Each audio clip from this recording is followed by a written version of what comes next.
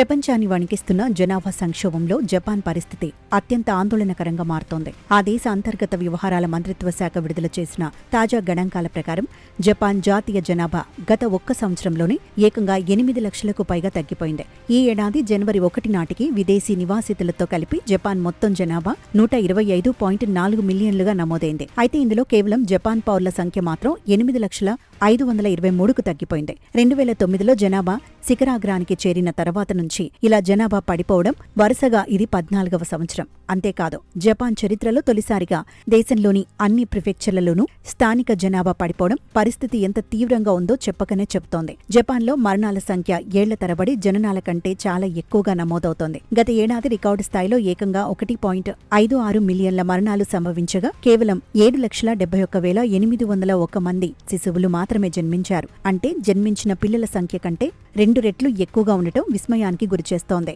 Japan fertility rate కేవలం 1.3 మాత్రమే ఉంది. కానీ ఎలాంటి వలసలు లేకుండా జనాభాను స్థిరంగా ఉంచడానికి కనీసం 2.1% ఫర్టిలిటీ రేటు అవసరం. మరోవైపు జపాన్లో మనుషుల ఆయు ప్రమాణ రేటు ప్రపంచంలోనే అత్యధికంగా ఉంది. దీంతో దేశంలో వృద్ధుల సంఖ్య విపరీతంగా పెరిగిపోతుండగా పెన్షన్లు, ఆరోగ్య రక్షణను భరించే యువశక్తి మాత్రం వేగంగా కరిగిపోతోంది.